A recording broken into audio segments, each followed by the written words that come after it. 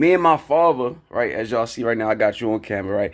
Me and my father is about to, start a podcast. We about to do a podcast, right? Really don't got a name of it yet. We ain't really come up with a name of it, like father, like son. I really don't know. That's really the first thing that came to my mind. So I really don't know the name of the podcast, but this is kind of going to be like a prelude or like a pilot or introduction to the podcast that we gonna be doing in the near future, like really soon. With both of us gonna be on camera. Right now, like I said, this is just a prelude, just like introducing what's about to be brought forth. So y'all know me, right? I go by many names. This is my father, right? He's a minister. He has a lot of wisdom to offer, and I feel like there's a lot of things people can learn. It can also be therapeutic. So me and my father, we're gonna do this podcast together. Now, right now, it's just a few things that I want to express and talk about.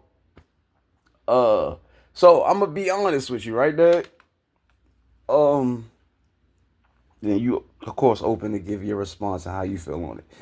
Uh, I honestly feel like who I am today or parts of me today is based off of or the things that I've been through in the past that I've never expressed to anybody or that I may have said a few things to a few people shaped and molded who I am today. Like the way I think, how I am socially, like I'm not gonna lie. Like I feel like a lot of my anger, a lot of me being antisocial, a lot of me being a loner, a lot of the hate that I got,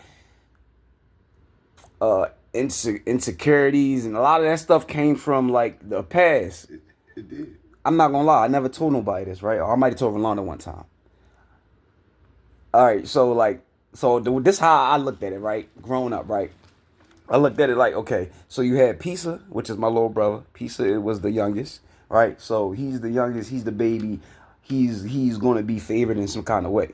All right. Then you got Sade, who is the oldest, and she's a female. So it's like, okay, she's gonna be shown some kind of favor. And I felt like I was like stuck in the middle. That's what they always say, the middle child gets all the flank. Yeah, I felt like I was stuck in the middle, and it was just like You probably was.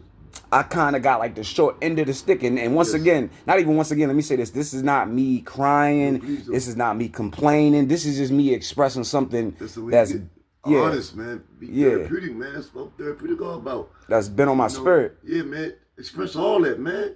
So, boom. Don't hold nothing back, man. So I told myself, when I get older, I'm never going to mess with nobody in my family. This is something that I told myself because I always feel like, okay, Pizza, they get away with this, and everybody loves Pizza so much. Then the Sade, she get all of this, and when they come take Sade, they come get Pizza, and it's just like, oh, that's just little Larry. There's nothing special about him, and I never wanted to be me because I felt like being me was not significant for the people around me, my family members, the people who were supposed to love me. I felt like I was the odd child, and it's like I would rather be Pizza.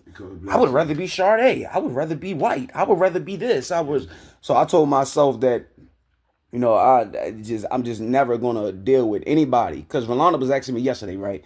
She was like, "You and your sister need to get back cool, and you got nieces and nephews that you don't even know." And why y'all not like that, and why you and your brother don't talk as much, and why you and your family this and that and the third. And I'm just trying to explain to her, I told her I don't know, I do know, but I don't know. What's your take on that, Dad? Well, my take on that is the same experience that you experienced. Yeah. I felt, right? I felt mine and not like that. Right.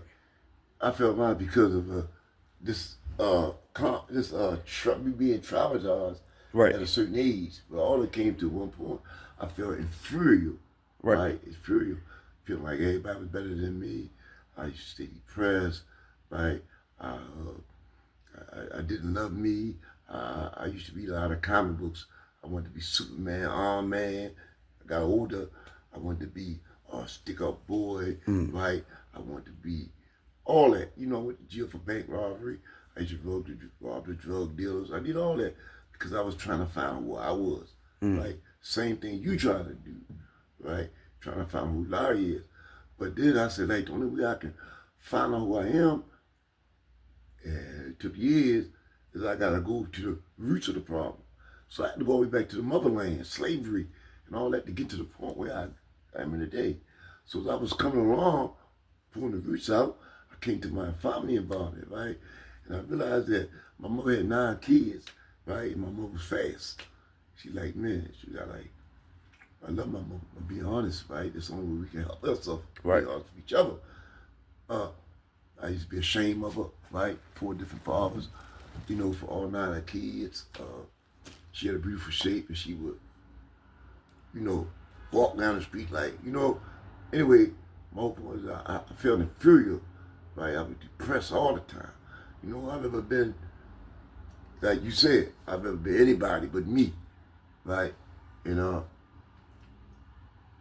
like the Bible say, I'm not getting religious on you, right? But the truth is seeking you should find. Right. So I seeking like you doing now, you still seeking. Because you still have the same problems.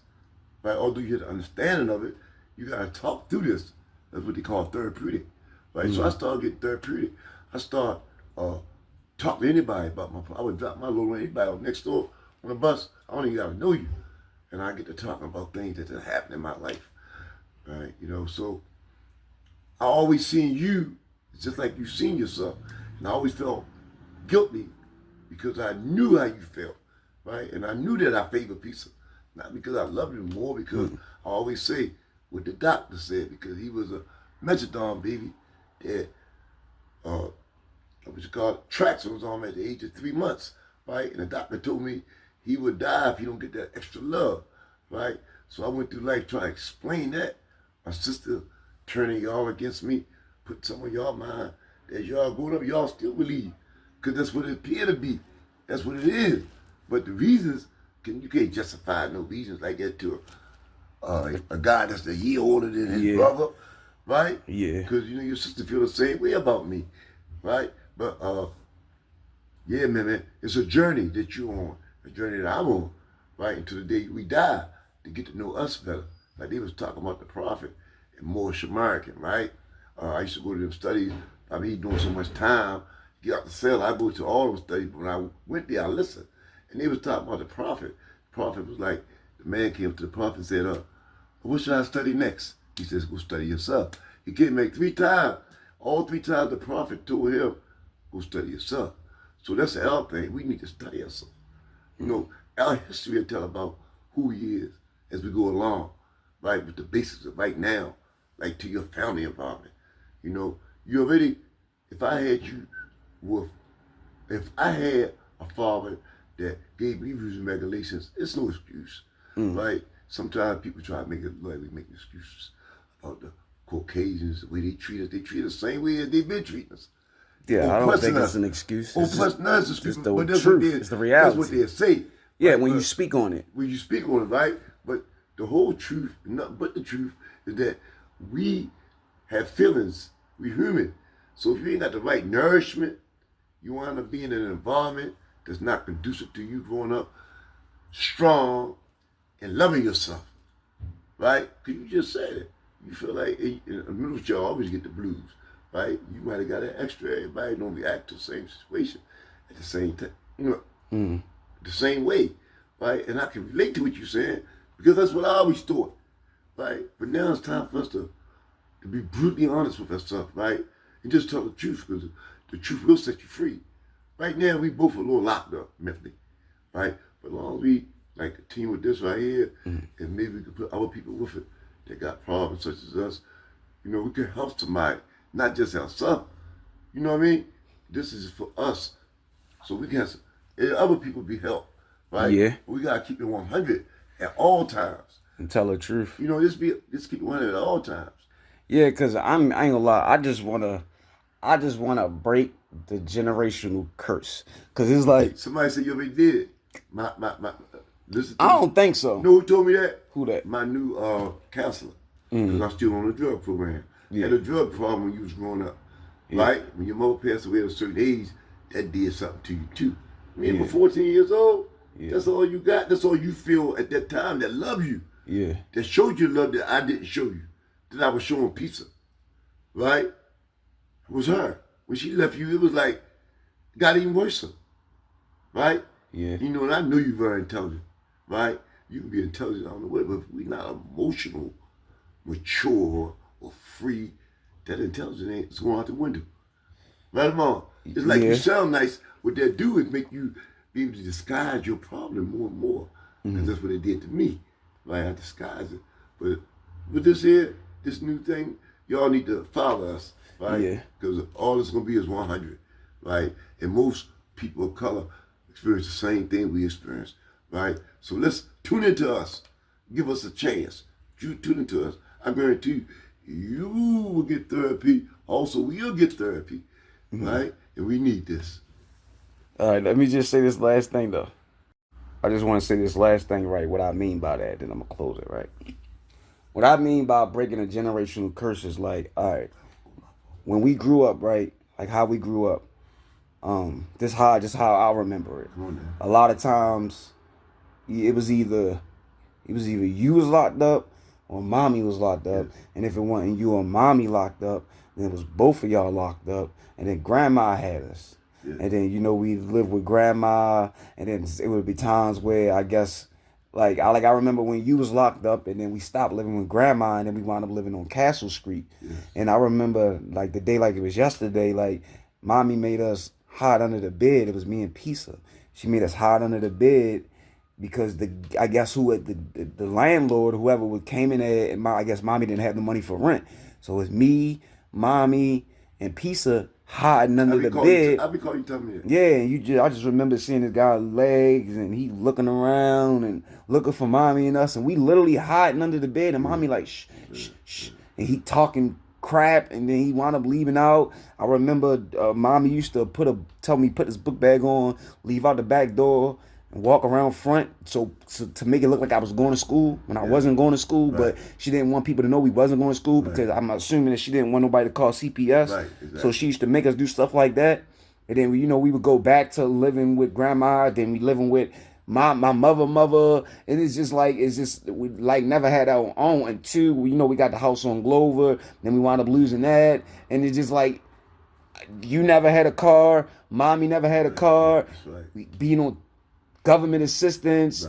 It's just like, and now I look at myself and I look at the family that I started, and I'm going through the same thing.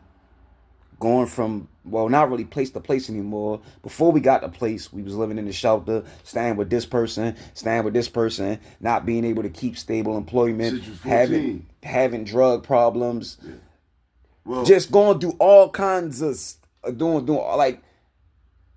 It bothers me that, like, sometimes I think to myself that, like, and I was literally thinking this morning, I'm not gonna lie.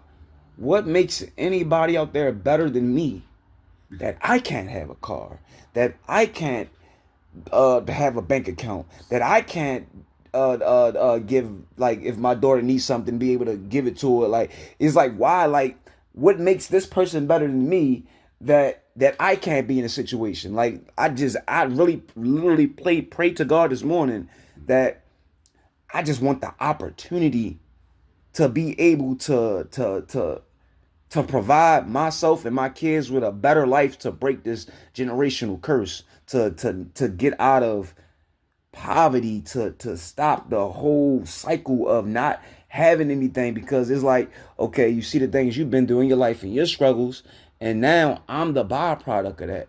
And now I'm going to do the same thing. So when I'm dead and gone, or when I reach your age, I don't want my son going to do the same thing. That's right.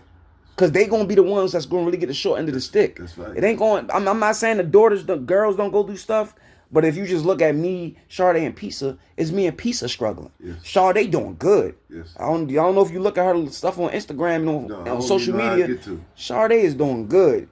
It's me and Pisa that's going through the struggle. So I can already see that my girls are going to do better in life. I'm thinking about Kamaje. I'm thinking about Michael. And if I don't set a better example, or if I don't have nothing to pass down to them, then the generation going to keep continue. And then they going to have kids. And then it's going to be the same exact thing. And I just be really thinking, and I be praying like, God, please just give me the opportunity to change this situation and to create a different reality for the future and for the present. Right. So that's what I mean by saying like break the curse or the generational curse. That's what I meant by it. The reason why I said that because I just met the lady. She's my counselor. I was talking to her right for the first day, and right in her mindset, I said the worst thing that she do is smoke marijuana. Right. Right, and she always had that ability to think, and she was saying, well, your son, he done already broke it really, because she is going to do better because that's her mindset, right? She very what grade she is? What grade is she? Charlene is in the 12th. She's ready to graduate. See, Charlene got on the mind where she gonna go. That's breaking the generation gap, whether you know it or not, right? Yeah. Yeah, she gonna be all right? But right now, you know, like sometimes we got natural things, right? Sometimes they look back at us, my grandfather, my father said, I'm gonna do better. Taking her for instance, right? She gonna do better. But at the same time, we gotta continue like being honest with ourselves, like you doing now. Keep it going, right? Because we got much more than that to say. You know what I mean? Yeah. We got much more than that to say. But I can see that this, what we came up with, is something that's needed. You know, it's not even about the desires, right? And as far as opportunities, we have to start creating opportunities. It's easy to say, but the main thing is you gotta. I'm talking about me, right? Because you know I can't speak for you, right? I understand you. I understand what I did to you. I understand what your mother did to you. And everybody else involved, right? But we have to create opportunities. You know, it's always gonna be hard on us, just as a person of color, but don't feel that way. You know what I mean? You know, I mean, be the truth, right? But no, also, I'm speaking about me. I had to find out there's a higher power that I can talk to, right? As long as I keep the rules and regulations, when I say the curses and the blessings, that the Lord, whatever your religion is or your faith is, energy, whatever you want to call them, as long as I obey by that, because we know what right and wrong. When we was born, for real, you know when you're doing something wrong. Continue that and continue on this path of righteousness, we're going to be all right. So we got to keep on with this. You know, not just for us, for other people. Because we try to, we ain't no try, we're going to go through we're going to be therapeutic for us and other people that's looking at it as we go along. Yeah. Because the idea was a blessing from the Lord for us to get this started. Yeah. You know, I already know that, right? But them deep down rooted feelings that we have, the inferiority complex, is when you're looking up and you never look straight in the eye. As far as psychologically, like, you know different than me, I ain't no better than you, because you can do anything anybody else do. You can. But because of your circumstances, where you was brought up in the inferiority complex that your father had, I just passed on to you. By the way I treated you. And forgive me. Yes, sir. Because if I did, I didn't mean it. And I see things, but I couldn't catch it. I see a lot of things. You know, you see a map, Yeah. you still don't know where you're going at. Yeah. Because you can't read it. You know, but praise the Lord. That's a good point. But yeah, this is a prelude. We're going to cover episode 1. Like I said, we both going to be on camera. We're going to figure it out. But yeah, I'm gonna put this out today, man. I holler, man. It's a PZ world. You mad or not?